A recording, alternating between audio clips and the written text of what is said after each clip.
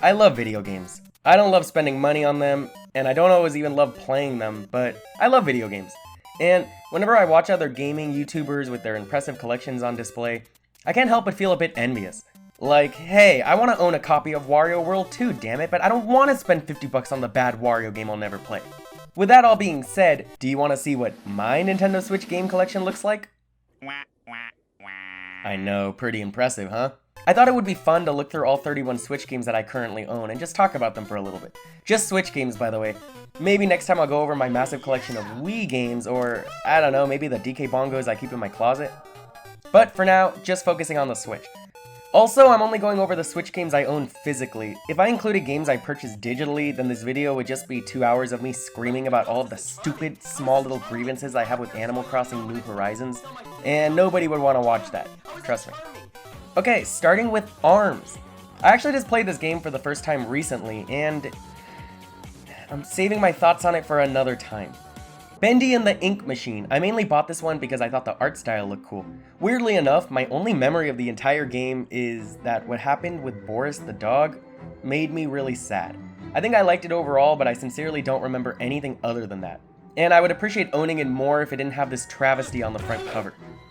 Clubhouse Games 51 Worldwide Classics. I got this one mainly to play chess with my girlfriend, and because the game lets you do this. I think it's good for being $40. I mean, you can't go wrong with 51 Worldwide Classics and a crappy piano app, but good god, this game lacks polish. It's just a lot of little things, like, why are there such limited customization options? Why is bowling locked to only 2 players? Why is there no instant replay button when a match ends? It sucks because so much about this game feels really lovingly crafted. I have no doubt in my mind that the folks who made it tried to make each of the worldwide classics feel as authentic as possible, but I don't really find myself going back to it as much as I had hoped. Crash N. Sane Trilogy. Believe it or not, despite me being a 24-year-old male, this was my first time ever playing a Crash game. I was always a Nintendo kid and never owned a PlayStation 1. That being said, this game is good, but I never feel like playing it. I don't know, it's a great game and I see the appeal, but I got bored of Crash 1 halfway through and moved on to Crash 2, which I got bored of halfway through and then never started Crash 3. I'll probably finish this one day, at least until I get bored of Crash 3 halfway through. But, last, let's move on to the next unique game starring a fun new character. God damn it! Crash Team Racing Nitro Fueled. I have nothing to say about this game. As I said, I'm a Nintendo guy. This game is clearly good and well made, but I prefer Mario Kart. I would be more positive about it, but Activision can suck an egg for adding microtransactions a month after all the reviews came out saying that it would have no microtransactions. I know I'm excited. Dark Souls Remastered. This game gave me a serious case of I want to like this game, but I kind of don't-itis. I was really excited to play Dark Souls for the first time, but after playing it for a few hours, I just didn't get it. I don't know, I guess the combat and exploration eluded me. I understand that some people might want to burn me alive for saying that. But I will say I later played and loved Hollow Knight, which obviously took a lot of inspiration from this series and implemented the ideas into a 2D Metroidvania, so I'm almost positive I will restart this one from scratch eventually and try it again. Eventually. Dead Cells. I saw this on clearance at Walmart for $9, haven't even put in my Switch until right now. Donkey Kong Country Tropical Freeze. This is the best 2D platform I've ever played, hands down. It should have been $40. A Hat in Time. This game does not run well on Switch. I mean, I don't normally care about this sort of thing. I'm not a visual snob at all.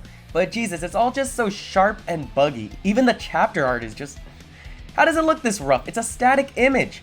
But despite that, I really love this game. I'm a huge Mario Sunshine fan, and this brought me right back to that feeling of running through an unpolished, janky platformer that still manages to be fun as hell. I just really wish it performed better. The Legend of Zelda Breath of the Wild. I'm one of those abominations who never completed a Zelda game until Breath of the Wild came out. And this game is exactly as good as people say it is. Nothing I can say here hasn't already been said. And you can reasonably argue that this is the absolute best game on the Switch and one of the most important games of this whole generation. The Legend of Zelda Link's Awakening. I actually got this game for free technically because Target sent out a misworded ad and honored their mistake. Ha! I liked it a lot. I enjoyed the cute art style. If I said that Tropical Freeze should have been $40, then... Lego City Undercover. I played this game in handheld mode for 10 minutes and for some reason it made me really angry. I heard it plays better in docked mode, but I'm still pretty angry and that happened months ago. End of Lego City Undercover segment. Luigi's Mansion 3. I actually went over my thoughts for this one more fully in a different video I'll link above, but pretty much, good game, fun time, I'm never gonna play it again. Mario Kart 8 Deluxe. I really love this game. It might have more to do with the fact that I never owned a Wii U and I didn't really play Mario Kart 7 on the 3DS, So this was my first time really getting into a Mario Kart game since the Wii when I was younger. I love to pop this game in and play it for 20 minutes every once in a while. It's just so solid, everything about it is such a natural extension of the ideas introduced in the previous games. Where the hell is Diddy Kong? Mario Tennis Aces. I think I enjoyed this when it came out. I even got kind of good at it. But that's the thing, I said I think because I swear, I cannot remember ever once playing this. It's a fever dream disguised as a tennis game for me. Once the online community died, which happened surprisingly fast, I realized how empty the experience really was, and I haven't gone back since. But I will say, props to this game for at least trying to have a cooler roster than Mario Kart 8. Hey look, Diddy Kong! New Super Mario Bros. U Deluxe. The only reason I bought this was because it was on sale for $40 and I had a gift card. I mainly wanted it to try out New Luigi U. I 100%ed the base game, it was okay. I forgot about Luigi U until I started working on this video. Okami HD. I imported this one from Japan because of this amazing box art. Just look at this! This game rocks. I finally finished it for the first time on Switch after previously owning it for the Wii, and this really is the definitive version. I can't imagine playing this game in any other mode than handheld with touchscreen controls. It's so good, one of the best games I've ever played in my life, and also I really hope Ami gets into Smash one day. Paper Mario the Origami King. I like this game way more than I thought I would. I love so much about it, even the puzzle combat, that is an absolute blast, and I'm one of the only 3 people who feels that way. It's no Thousand Year Door, but it's not trying to be that game, and it succeeds at what it wants to do. Also, I'm gonna piss off at least a couple people and say that I kinda prefer the exploration of this game to Thousand Year Door, mainly thanks to finding all the toads. But if that makes you angry, please remember, I have no credibility. Rayman Legends Definitive Edition. I didn't like this game as much as I wanted to. It's not bad at all, but I kind of just didn't like how the controls felt. But hey, at least it doesn't look like this. Ring Fit Adventure.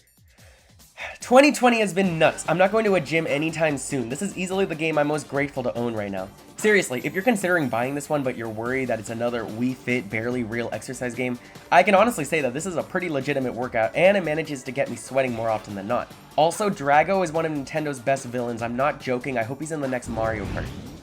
Saints Row the Third, the full package. I played this for an hour and really didn't enjoy it at all. I wanted a GTA style game portably, but the over-the-top humor just wasn't doing it for me, and the gameplay didn't manage to pull me in either. Also, I really regret throwing away the standard red case in favor of this purple one it came with as a bonus. This game's spine drives me nuts. Splatoon 2. I like Splatoon a lot, but I really suck at it. I can't get good, so I won't play the game. It's the game's fault I suck, not mine. SpongeBob SquarePants Battle for Bikini Bottom Rehydrated.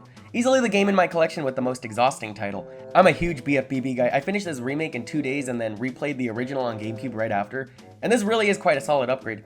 It's so good. Even when it first came out in a pretty unfinished state, I didn't mind the jank of it as much as I did with Hat in Time. Maybe it's nostalgic bias, but I felt like it ran just well enough that it never got in my way. And apparently now THQ Nordic has updated the game a few times so it runs much smoother. I can go on and on about how much I love this game, but if you're a fan of old B-tier 3D platformers and you think the first 3 seasons of SpongeBob are even a little bit charming, this is only $30 and some of the most fun I've had all year. Spyro Reignited Trilogy. Same as Crash, I never played Spyro until the remake came out. This is easily one of the best looking third-party Switch games. I only played the first in the trilogy so far. It's good. I don't really have any deeper thoughts about it. Super Mario Maker 2. I was really obsessed with this one when it first came out. It was my introduction to Mario Maker, and I especially had a blast designing my own garbage levels, but suddenly a couple months later I completely lost interest and I haven't touched it since. I also hate the fact that I can't play a Slender Mario in this game. What the hell kind of sequel is this? Super Mario Odyssey. As much as I enjoyed my first playthrough of this game, and as memorable as some of the moments were, especially the ending, I weirdly have no interest in playing it ever again. In fact, I actually did boot it up recently and stopped at the Wooded Kingdom. I think it's because the experience feels really empty after you've already seen it all. While I appreciate the focus on exploration here, the moons feel so disposable compared to Shine Sprites and Stars when so many of them are just sitting there. I don't feel any satisfaction in collecting anything anymore. I feel especially disappointed because this is such a beautiful and unique game. Mario has never controlled so well, he's never been this gorgeous! I'm really glad this game exists, and I'm glad it sold really well and it plays as a pure celebration of what makes Mario so great, but I just wish they went for a quality approach to the Power Moons and challenges rather than the quantity one that we got.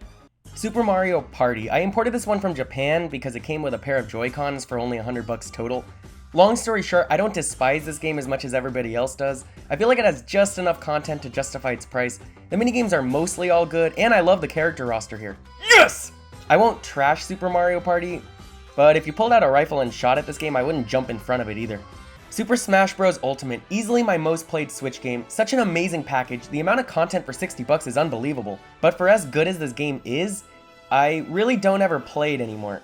I don't know, I think I burned myself out on this one. I couldn't stop playing for months when it first came out, and now it's just... Man, I wish I didn't burn myself out on this one, because it's so good and I ruined it for myself.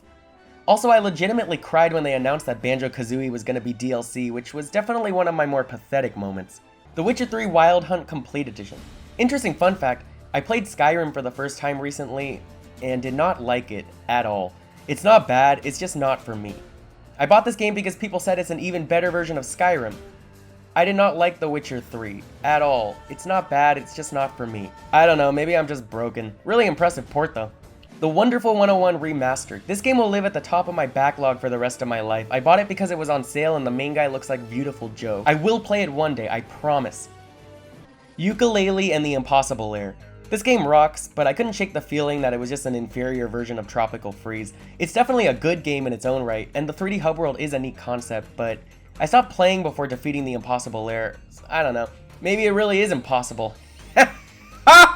And there you have it, a look at all of the Switch games that I currently own physically. You might be asking yourself, hey, where was Pokemon or Fire Emblem or Yoshi's Crafted World? I'm not really an RPG guy. If there's one thing I learned while making this video, it's that while I might not have enjoyed my time with every single one of these games, I really appreciate the fact that I own every single one of them. They all make up the collection that I have that I hope to keep growing with time. And I wouldn't trade any of them for anything. Well, maybe Lego City Undercover. Thank you for watching, and I mean, now that I talked about all these games, I don't really see a point anymore to keeping them.